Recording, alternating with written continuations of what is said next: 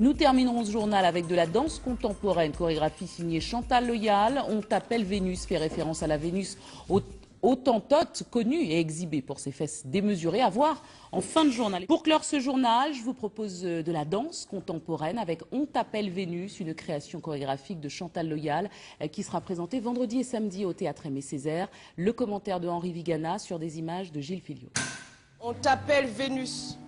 Je présume que tu t'en fous quand tu découvres la brume de Londres ou du Paris des grammairiens qui te veulent nu dans un mauvais poème. On t'appelle Vénus, c'est la toute dernière création chorégraphique de Chantal Loyal, mise en scène par Philippe Lafeuille sur des textes de Marc Verhabeck. Ils disent que tu bégais quand ils ne comprennent rien des mots coy du pays où tu as tout perdu. Ils t'exposent avec des nains, des géants, des bossus. La Vénus, c'est en fait la Vénus autantote, connue sous le nom de Barkman, qui s'appelait Swatché, femme Khoisan, asservie en Afrique du Sud par un fermier boer. Particularité, la Vénus autantote a déplacé les foules en Angleterre, puis en France, de 1810 à 1814, exhibée comme un animal de foire, aux fesses démesurées. Je n'ai pas amplifié comme la Vénus parce qu'elle était encore plus forte que moi, mais je pense que j'en ai déjà suffisamment pour que ça puisse faire le parallèle et qu'on puisse comprendre que bon, je suis calipige, elle l'était aussi, donc voilà. Et puis le corps de la femme noire, de façon générale, est calipige.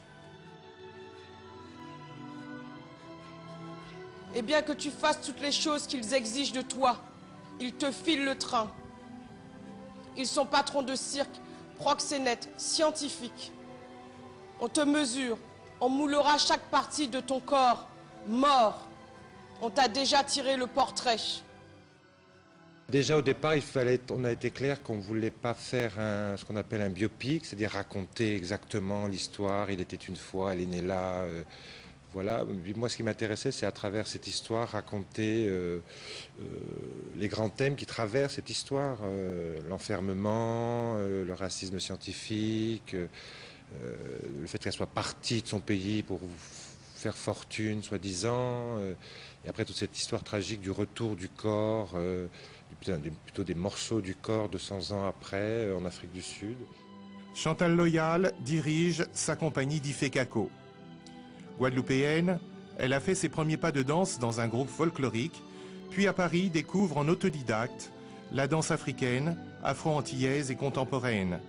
Aujourd'hui, Chantal Loyal est considérée comme l'une des plus brillantes chorégraphes et danseuses de sa génération. En fin de journal, les images d'un flash mob ou mobilisation éclair pour ceux qui ne connaîtraient pas encore l'expression. C'était au Lamentin ce matin, une soixantaine de jeunes se sont mis à danser sur une musique de Stromae. Moment magique ce matin dans les allées d'un centre commercial du Lamentin où les visiteurs ont été surpris par un flash mob ou mobilisation éclair. La compagnie d'Ifekako en résidence actuellement en Martinique et l'Espace Dédé sont à l'initiative de cette chorégraphie spontanée.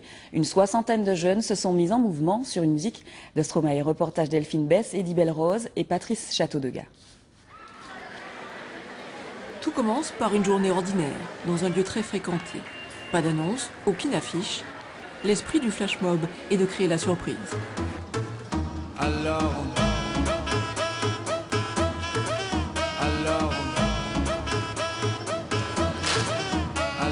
Aucun de ces amateurs n'aurait osé se produire seul en public. Hormis quelques heures de répétition ensemble, la plupart ne se connaissaient pas. Beaucoup n'avaient même jamais dansé.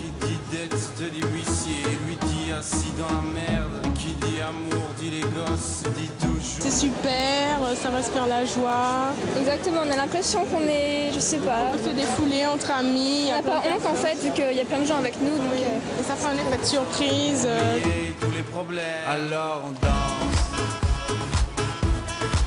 Alors on danse. Quand je me suis dit, il y a une flash mob là, je voulais faire, j'ai dit maman je veux faire, je veux faire, je veux faire. C'est comme si je vis la danse. C'est beau la danse. Quand tu fais de la danse, tu te lâches, tu restes pas dans ton coin, c'est pas comme à l'école quand tu restes, tu dois obligatoirement faire ça. Alors que la danse, tu te lâches, tu danses comme tu le sens. On se sent très léger, non? oui, voilà. Une sorte d'euphorie. Pire que ça, ce serait la mort. Quand tu Le moment est bref, autant qu'intense. À peine 3 minutes 30 de musique, où il faut tout donner. C'est d'autant plus intense et à la fois d'autant plus frustrant. Parce que forcément, une fois fait, une fois fini. Donc c'est sûr qu'il faut savoir compenser et vivre d'autant plus intensément le moment que l'on partage. C'est partie de la magie en fait du flash mob. Exactement, puisque l'idée est véritablement d'être dans l'impact visuel très rapidement et de mobiliser en peu de temps l'énergie autour de soi et entre nous.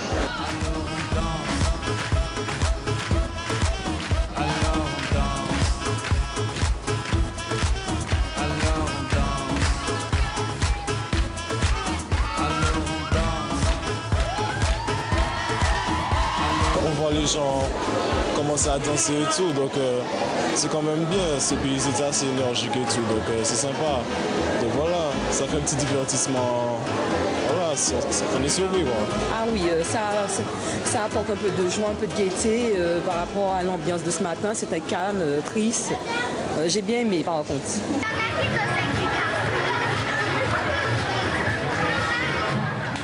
Aussitôt commencé, aussitôt terminé, les danseurs se fondent à nouveau dans la foule, la vie reprend son cours, avec une saveur toute différente.